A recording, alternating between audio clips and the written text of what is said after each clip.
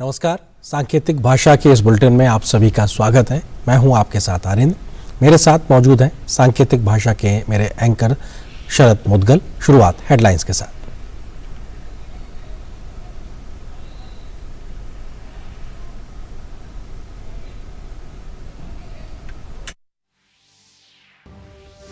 दिल्ली शराब घोटाला केस में 20 मार्च तक न्यायिक हिरासत में भेजे गए दिल्ली के पूर्व उप मुख्यमंत्री और आम आदमी पार्टी के नेता मनीष सिसोदिया। दिल्ली की राउज एवेन्यू कोर्ट का फैसला। सीबीआई ने कोर्ट से कहा फिलहाल सिसोदिया से नहीं करनी है पूछताछ, लेकिन 15 दिनों के अंदर पड़ सकती है फिर से पूछताछ की जरूरत।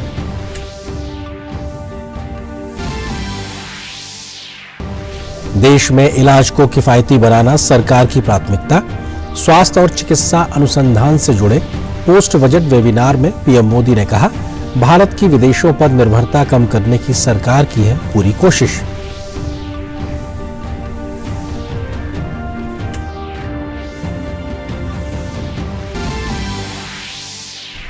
प्रधानमंत्री नरेंद्र मोदी ने गुजरात के गांधीनगर में आयोजित रोजगार मेला को वीडियो संदेश के माध्यम से किया संबोधित। कहा डायरेक्ट और इनडायरेक्ट रोजगार सृजन के लिए केंद्र सरकार एक ठोस रणनीति पर कर रही है काम। कहा इंफ्रास्ट्रक्चर और विकास के माध्यम से ज्यादा रोजगार के मौके प्रदान करने पर है फोकस। बिहार की पूर्व मुख्यमंत्री राबड़ी देवी के पटना स्थित आवास पर पहुंची सीबीआई। जमीन के बदले नौकरी देने के मामले में सीबीआई ने राबड़ी देवी से की पूछताछ। मामले में 15 मार्च को राबड़ी, लालू यादव और मीसा यादव की है पेशी।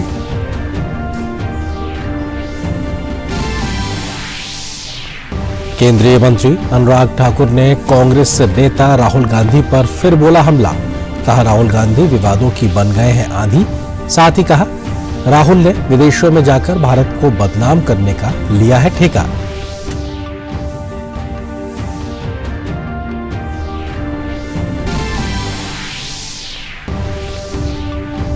गुजरात के गांधीनगर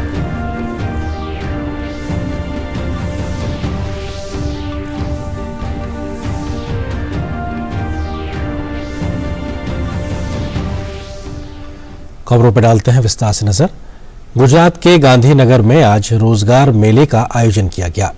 प्रधानमंत्री नरेंद्र मोदी ने कार्यक्रम को एक वीडियो संदेश के माध्यम से संबोधित किया। प्रधानमंत्री ने अपने संबोधन में कहा कि ज्यादा से ज्यादा संख्या में रोजगार उपलब्ध कराने के लिए केंद्र सरकार के अलावा राज्यों में एनडीए सरकारें भी रोजगार मेले का आयोजन कर रही हैं। प्रधानमंत्री नरेंद्र मोदी ने कहा कि पिछले 5 वर्षों में गुजरात में 1.5 लाख से अधिक युवाओं को राज्य सरकार ने नौकरी दी है। प्रधानमंत्री मोदी ने कहा कि डायरेक्ट और इनडायरेक्ट रोजगार सृजन के लिए केंद्र सरकार एक ठोस रणनीति पर काम कर रही है। हमारा फोकस इंफ्रास्ट्रक्चर और विकास के माध्यम से ज्यादा रोजगार के मौके प्रदान करना है।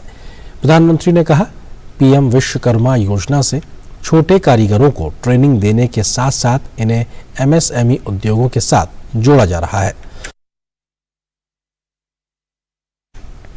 प्रधानमंत्री नरेंद्र मोदी ने वीडियो कॉन्फ्रेंसिंग के माध्यम से स्वास्थ्य और चिकित्सा अनुसंधान पर पोस्ट बजट वेबिनार को संबोधित किया। उन्होंने आपूर्ति श्रृंखला को महत्वपूर्ण विषय बताया और कहा कि इसकी समझ हमें कोरोना के समय हुई। उन्होंने बताया कि जब महामारी अपने चरम पर थी तो कुछ देशों के लिए दवाएं, टीके और चिकित्सा उपकरण जैसी जीवन रक्षक चीजें भी हथियार बन गई थी। प्रधानमंत्री मोदी ने कहा कि कोरोना के बाद दुनिया का ध्यान स्वास्थ्य देखभाल की तरफ गया है। पीएम ने कहा कि भारत एक कदम आगे बढ़कर वेलनेस के लिए काम कर रहा है। प्रधानमंत्री ने कहा कि इलाज को किफायती बनाना सरकार की प्राथमिकता रही है। उन्होंने कहा कि आयुष्मान भारत योजना के तहत देश के करोड़ों मरीजों के लगभग 80,000 करोड़ रुपए की बचत हुई है। दिल्ली आबकारी नीति मामले में दिल्ली की राउज एवेन्यू कोर्ट ने पूर्व उप मुख्यमंत्री और आम आदमी पार्टी के नेता मनीष सिसोदिया को 20 मार्च तक के लिए न्यायिक हिरासत में भेज दिया है। सोमवार को सिसोदिया को सीबीआई की रिमांड खत्म होने पर राउज एवेन्यू कोर्ट लाया गया था। मनीष सिसोदिया की सीबीआई रिमांड आज खत्म हो रही है। सीबीआई ने कोर्ट से कहा कि फिलहाल उसे और पूछताछ नहीं करनी है, लेकिन अगले 15 दिन में फिर से पूछताछ की जरूरत पड़ सकती है। वहीं सीबीआई के वकील ने यह भी कहा कि मामले को राजनीतिक रंग देने की कोशिश की जा रही है।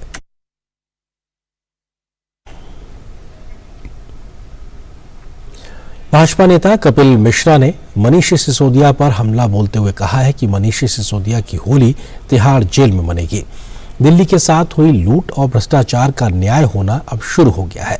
सत्येंद्र जैन और मनीष सिसोदिया तिहाड़ जेल जा चुके हैं। अब उनके आका भी बहुत जल्द उनके साथ होंगे।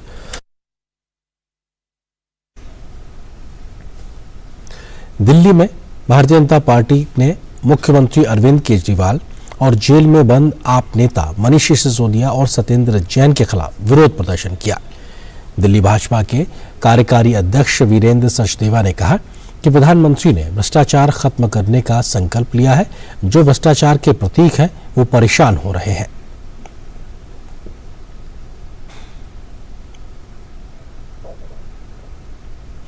बिहार की पूर्व मुख्यमंत्री राबड़ी देवी ने आज उनके घर पर सीबीआई उनके आवास पर पहुंची और पूछताछ की। सीबीआई के अनुसार जमीन के बदले नौकरी के मामले में ये कार्रवाई की गई। जानकारी के अनुसार सुबह करीब 10:30 बजे सीबीआई के 3-4 अधिकारी 10 सर्कुलर रोड पहुंचे और अनुमति लेकर अंदर घर पहुंचे। फिलहाल राबड़ी देवी से पूछताछ जारी है। इसी के साथ लालू परिवार की मुश्किलें एक बार फिर से बढ़ती नजर आ रही हैं। सिंगापुर में किडनी ट्रांसप्लांट के बाद लौटे लालू यादव फिलहाल दिल्ली में है। उल्लेखनीय है कि जमीन के बदले रेलवे में नौकरी देने के घोटाले के मामले में दिल्ली की अदालत ने 15 मार्च को पूर्व रेल मंत्री लालू यादव, राबड़ी देवी, बेटी मीसा भारती समेत अन्य आरोपियों को समन जारी कर पेश होने का आदेश दिया है। दिल्ली की राउज एवेन्यू कोर्ट ने सीबीआई द्वारा दाखिल चार्जशीट पर संज्ञान लेते हुए यह समन जारी किया है। चार्जशीट में सीबीआई ने लालू प्रसाद के अलावा राबड़ी देवी और 14 अन्य को आरोपित बनाया है। सीबीआई का आरोप है कि साल 2004 से 2009 के दौरान रेल मंत्री रहते हुए लालू परिवार को रेलवे में ग्रुप डी में नौकरी के बदले लोगों द्वारा तोहफे में या कम दाम पर जमीन दी गई। नौकरी के बदले जमीन घोटाले के मामले में बिहार के डिप्टी सीएम तेजस्वी यादव का भी नाम शामिल है। महाराष्ट्र के प्रवर्तन निदेशालय ईडी ने महाराष्ट्र में तलाशी अभियान चलाया है। ईडी ने मुंबई और नागपुर के 15 अलग अलग स्थानों पर छापेमारी की। छापेमारी के दौरान 5 करोड़ 51 लाख मूल्य के सोने और हीरे के आभूषण जब्त किए गए हैं। इस दौरान लगभग 1 करोड़ 21 लाख की नकदी भी बरामद की गई है। छापेमारी में प्रवर्तन निदेशालय की डिजिटल उपकरण और विभिन्न आपत्तिजनक दस्तावेज भी मिले हैं। इस दौरान पंकज मेहदिया, लोकेश और कथिक जैन की ओर से किए गए निवेश धोखाधड़ी के संबंध में सर्वेक्षण किया गया। जांच से पता चला कि पंकज नंदलाल मेहदिया अन्य सहयोगियों के साथ एक पूंजी योजना चला रहे थे। इसके अलावा मुख्य लाभार्थियों के कार्यालय और आवासीय परिसरों में भी तलाशी ली गई।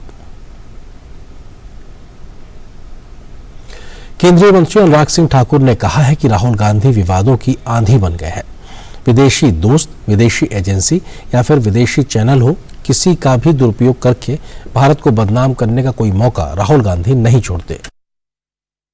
अपनी नाकामी को छिपाने के लिए विदेश जमीन से राहुल जी ने भारत को बदनाम करने का ठेका लिया हुआ है।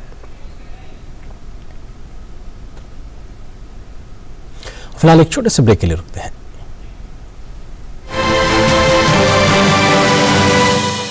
देश में महिला क्रिकेट को पहचान देने वाली क्रिकेटर मिताली राज 23 साल तक किया भारतीय क्रिकेट टीम का प्रतिनिधित्व।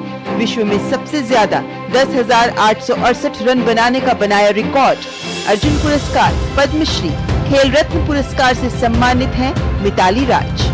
एज अ वुमेन भी हमको चैलेंजेस होते हैं, बट आई थिंक अगर अपना माइंड जो है स्ट्रांग रहता है तो we can endure any physical pain. अगर आपको आपका एक ड्रीम है, आपका गोल है, तो आप दुनिया के बारे में मत सोचिए कि दुनिया क्या कहेंगी, क्योंकि वो ड्रीम आपकी है और आपको पूरा हक है कि उस ड्रीम को चेज करें।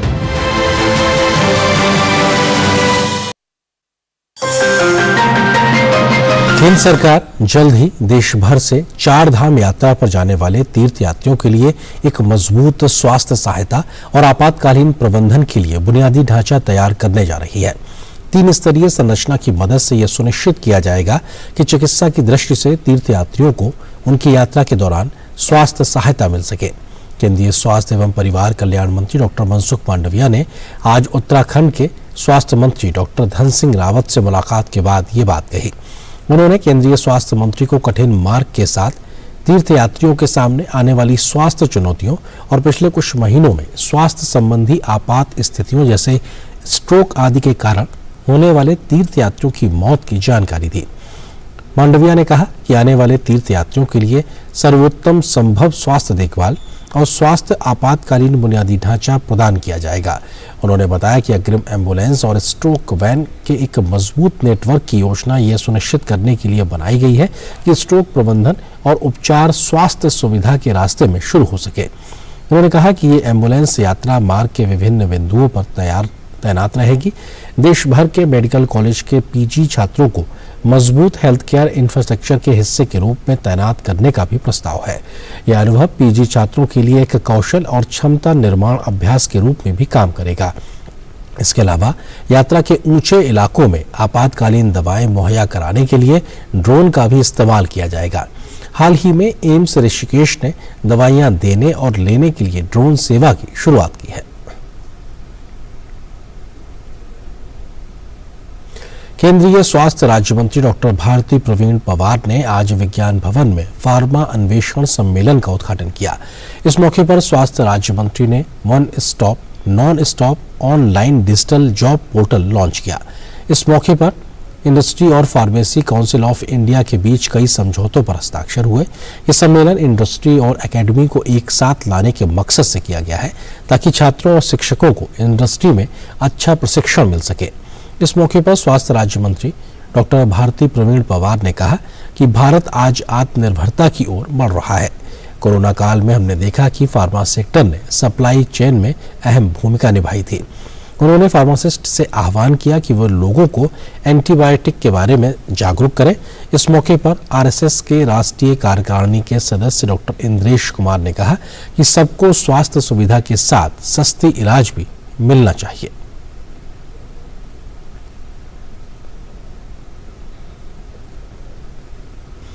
आपदा प्रबंधन की चुनौतियों को लेकर आपदा जोखिम न्यूनीकरण 2023 का उद्घाटन 10-11 मार्च 2023 को विज्ञान भवन दिल्ली में प्रधानमंत्री नरेंद्र मोदी के द्वारा किया जाएगा। कार्यक्रम की जानकारी देते हुए member secretary NDMA Kamal Kishore ने बताया कि इन 2 दिनों के इस कार्यक्रम में देश में हो सकने वाले किसी भी आपदा के पहलू पर चर्चा की जाएगी। इसके लिए 2 दिनों के कार्यक्रम में 4 सत्र रखे गए हैं, जिसमें सामाजिक और आर्थिक क्षेत्रों में डीआरआर को मुख्य धारा में लाना, जोखिम प्रशासन के तहत आपदा जोखिम प्रबंधन को गहन बनाना और जलवायु परिवर्तन अनुकूलन और प्रकृति आधारित समाधान जैसे विषयों पर चर्चा की जाएगी। उन्होंने कहा कि इस कार्यक्रम के दौरान एक प्रदर्शनी का भी आयोजन किया जाएगा।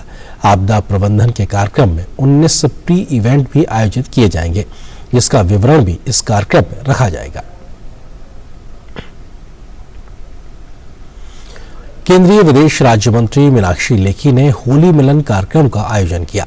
इस मौके पर विदेशी राजदूतों ने भी होली महोत्सव में हिस्सा लिया। पारंपरिक फाग के गीतों से आत्मविभोर विदेशी राजदूत झूमने पर मजबूर हो गए। सभी ने फूलों और प्राकृतिक रंगों के साथ होली का लुत्फ उठाया। इस अवसर पर मीनाक्षी लेखी ने सभी को होली की शुभकामनाएं देते हुए कहा कि होली सामाजिक समरसता और प्रेम का त्योहार है। G20 की अध्यक्षता के जरिए भारत वसुधैव कुटुंबकम की भावना को पूरे विश्व में स्थापित कर रहा है। होली के रंग में भी सभी एक हो जाते हैं। विदेशी राजदूतों के लिए यह भी मौका अविस्मरणीय रहा। उन्होंने कहा कि यह प्रेम और उमंग का त्योहार है, जिसे अनुभव करके वो उत्साहित महसूस कर रहे हैं। उत्तर प्रदेश के उमेश पाल हत्याकांड में शामिल एक और शूटर उस्मान को प्रयागराज की पुलिस ने आज तड़के मुठभेड़ में मार गिराया। आज सुबह कौंधियारा के क्राइम ब्रांच के साथ पुलिस और शूटर के बीच मुठभेड़ हो गई। पुलिस के साथ हुई फायरिंग के दौरान उस्मान बुरी तरह घायल हो गया। पुलिस ने घायल शूटर को स्वरूप रानी नेहरू अस्पताल पहुंचाया। अस्पताल में चिकित्सकों ने उस्मान को मृत घोषित कर दिया। बताया जा रहा है कि उसका नाम विजय भी है। इस पर पुलिस ने 50,000 का इनाम रखा था। पुलिस और उस्मान के बीच हुई इस मुठभेड़ में कौंधियारा थाना का सिपाही नरेंद्र भी जख्मी हो गया। सिपाही नरेंद्र सीएससी अस्पताल में भर्ती कराया गया है। बसपा विधायक राजू पाल हत्याकांड के गवाह उमेश पाल पहली को पहली गोली उमेश और उस सिपाही को पहली गोली भी इसी जुनैद ने मारी थी। इस हत्याकांड में शामिल एक और अपराधी अरबाज को पुलिस ने प्रयागराज के नेहरू पार्क में मार गिराया था। उमेश पाल के हत्याकांड के दौरान अरबाज क्रेटा कार चला रहा था। प्रयागराज में बीएसपी विधायक रहे राजू पाल हत्याकांड के गवाह उमेश पाल और उसके 2 गनर की हत्या कर दी गई थी, जिसके बाद योगी सरकार हरकत में आई और माफिया के खिलाफ लगातार कार्रवाई हो रही है। माफिया अतीक अहमद के करीबी रहे सभी लोगों के खिलाफ लगातार कार्रवाई हो रही है। इस हत्याकांड में साजिश रचने के लिए माफिया अतीक अहमद का नाम भी सामने आ रहा है। आज के एनकाउंटर के बाद यूपी सरकार ने कहा कि पुलिस और एसटीएफ लगातार लगी हुई है। पुलिस ने जवाबी कार्रवाई में उस्मान को मार गिराया। उमेश पाल हत्याकांड पर उत्तर प्रदेश के उप मुख्यमंत्री ब्रजेश पाठक ने भी अपनी बात सामने रखी और कहा कि प्रदेश में माफिया राज खत्म होकर रहेगा।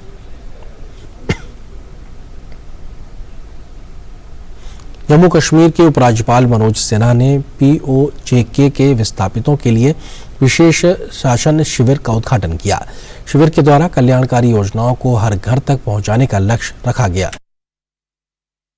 उधमपुर, राजौरी, जम्मू, पुंछ और कठुआ में शिविर आयोजित किया गया ताकि सभी लाभार्थियों को इसका लाभ मिल सके।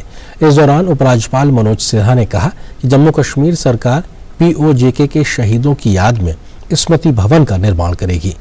पीओजेके भारत का अभिन्न अंग है।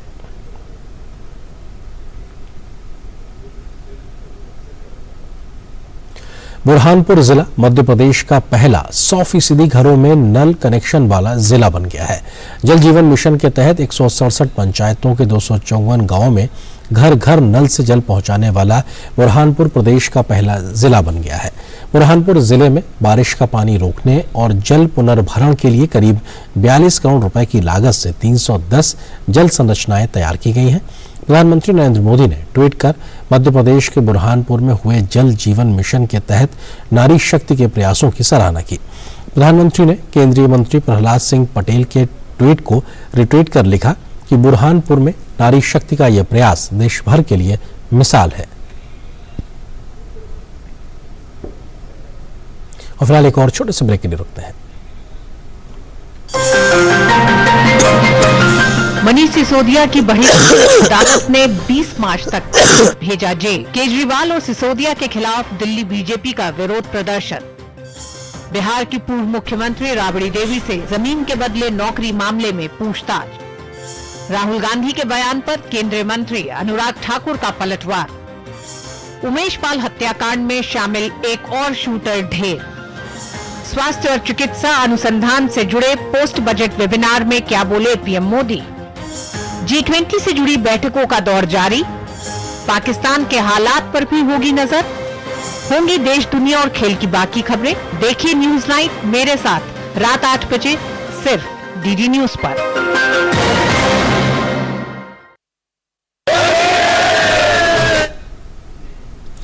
सरकार आम लोगों की मदद करने के लिए कई कल्याणकारी योजनाएं चलाती है। इन योजनाओं का लाभ सीधे वांछित व्यक्ति को मिले, इसके लिए सरकार ने धीरे धीरे कई योजनाओं में प्रत्यक्ष लाभ हस्तांतरण यानी डायरेक्ट बेनिफिट ट्रांसफर को लागू किया है। सरकार का कहना है कि डीबीटी के कारण केंद्र सरकार की प्रमुख योजनाओं में अरबों डॉलर बचाने में मदद मिली है। आर्थिक मामलों के विभाग के सचिव अजय सेठ रविवार को global partnership for financial inclusion की दूसरी बैठक को संबोधित कर रहे थे। उन्होंने अपने संबोधन में कहा कि डायरेक्ट बेनिफिट ट्रांसफर काफी आसान है और इसने भ्रष्टाचार को दूर किया है। इस कारण केंद्र सरकार की योजनाओं में अब तक 27 बिलियन डॉलर से ज्यादा की बचत हुई है। अजय सेठ ने इस मौके पर कहा कि भारत ने जो डिजिटल पब्लिक इंफ्रास्ट्रक्चर तैयार किया है वह स्वाभाविक रूप से स्केलेबल, इंटरऑपरेबल, इनोवेशन फ्रेंडली और समावेशी है। इससे पूरी तरह से सरकार व लोगों और लोगों व व्यवसायों के आपसी व्यवहार को बदल दिया है। उन्होंने कहा कि चूंकि अब सारे हस्तांतरण प्रत्यक्ष और आसान है, ऐसे में भ्रष्टाचार की और फायदा कहीं अन्य जगह जाने की गुंजाइश कम हो गई है। इसने फर्जी लाभार्थियों को बाहर किया है। अजय सेठ ने कहा कि भारत में डीपीआई से लेस डीबीटी उन लाखों नागरिकों को राहत प्रदान करने में वरदान साबित हुआ जिनका जीवन यापन प्रभावित हुआ था। सरकार डीपीआई के माध्यम से टीकों का वितरण कर और सामाजिक सुरक्षा मुहैया कराकर लाखों लोगों की मदद करने में सफल रही है। आर्थिक मामलों के विभाग के सचिव ने इस मौके पर G20 के योगदान की भी चर्चा की। उन्होंने कहा कि हालिया सालों में G20 ने दुनिया को कई झटकों से उबरने में मदद की और अभी भी वैश्विक आर्थिक समन्वय और मार्गदर्शन प्रदान कर रही है। भारत इसे आगे बढ़ाना चाहता है और खासकर वैश्विक दक्षिण में इसे अधिक प्रासंगिक बनाना चाहता है। भारत का रूस से कच्चे तेल का आयात फरवरी में बढ़कर रिकॉर्ड 16 लाख बैरल प्रतिदिन हो गया। यह आंकड़ा परंपरागत आपूर्तिकर्ताओं इराक और सऊदी अरब के संयुक्त तेल आयात से भी अधिक है। तेल के आयात निर्यात पर नजर रखने वाली संस्था बर्टिस्का ने बताया कि भारत जितनी मात्रा में तेल आयात करता है उसकी 1/3 से अधिक आपूर्ति अकेले रूस ने की है और वह लगातार 5वें महीने भारत को कच्चे तेल का इकलौता सबसे बड़ा आपूर्तिकर्ता बना हुआ है। रूस और यूक्रेन के बीच फरवरी 2022 में युद्ध शुरू होने से पहले तक भारत के तेल आयात में रूस की हिस्सेदारी 1% से भी कम होती थी। हालांकि पिछले महीने फरवरी में यह 35% बढ़कर 16.20 लाख बैरल प्रतिदिन हो गया। रूस से भारत का आयात बढ़ने का असर सऊदी अरब और अमेरिका से होने वाले तेल आयात पर पड़ा है। सऊदी अरब से आयात किया जाने वाला तेल मासिक आधार पर 16% तक घट गया, जबकि अमेरिका से आने वाले तेल आयात में 38% की कमी आई है।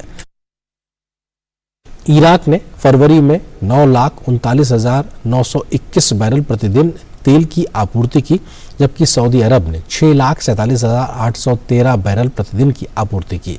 यह बीते 16 महीनों में इराक और सऊदी अरब से हुई सबसे कम आपूर्ति है। फरवरी में संयुक्त अरब अमीरात ने भारत को 4,04,570 बैरल प्रतिदिन की आपूर्ति कर अमेरिका को पीछे छोड़ दिया। अमेरिका ने 2,48,430 बैरल तेल प्रतिदिन की आपूर्ति की, जो जनवरी की आपूर्ति 3,99,914 बैरल प्रतिदिन से कम है। केंद्रीय मंत्री सर्बानंद सोनोवाल ने कहा कि सरकार का ध्यान जल मार्गों को खोलकर मालवाहक और यात्री जहाजों की आवाजाही के लिए 23 नदियों की प्रणाली को विकसित करने पर है। इसका उद्देश्य सस्ते परिवहन लागत पर मालवाहक और यात्री जहाजों की आवाजाही में सुधार के लिए अंतर्देशीय जलमार्गों का उपयोग करना है। उन्होंने कहा, हमारी नदी प्रणालियों में व्यापार की अत्यधिक क्षमता है। निवेशकों से उन्होंने आग्रह करते हुए कहा कि वह अच्छे मुनाफे और इसकी अब तक इस्तेमाल नहीं की गई क्षमता के उपयोग के लिए निवेश करें। केंद्रीय मंत्री ने कहा कि अब तक हमारे पास 111 राष्ट्रीय जलमार्ग हैं। इसमें 23 नदी प्रणालियों की खोज की है जो नेविगेशन के लिए उपयुक्त है। वहीं डिब्रूगढ़ में मल्टी मॉडल कार्गो टर्मिनल का निर्माण मल्टी कोर निवेश के साथ 2023 के अंत तक शुरू हो जाएगा। इससे लोगों के लिए बड़ी संख्या में रोजगार पैदा होंगे। सरकार के अर्थ गंगा मॉडल के तहत यात्री और कार्गो जहाजों की आवाजाही को सुविधाजनक बनाने के लिए गंगा नदी के किनारे 62 घाट विकसित किए जाएंगे। राज्य के स्वामित्व वाली कंपनी इसे पश्चिम बंगाल के हल्दिया बंदरगाह पर उतारती है, जहां से इसे ट्रक से असम के डिब्रूगढ़ ले जाया जाता है। इसके लिए आवागमन प्रतिदिन 500 ट्रकों के माध्यम से होता है, जो प्रदूषण पैदा करते हैं। उन्होंने कहा कि भारत के अंतर्देशीय जलमार्ग क्षेत्र में निवेश के बहुत सारे अवसर हैं।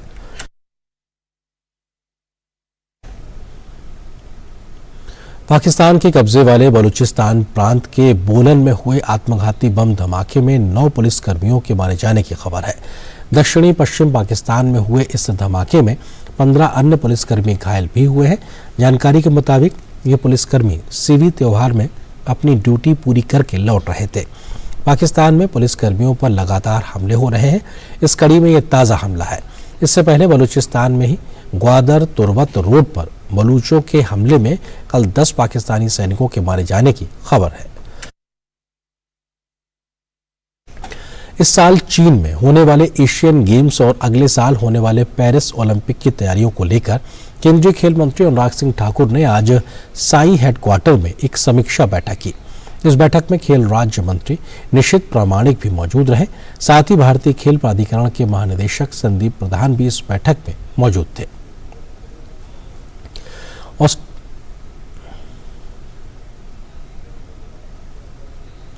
ऑस्ट्रेलिया को अहमदाबाद में शुरू होने वाले चौथे टेस्ट मैच से पहले बड़ा झटका लगा है।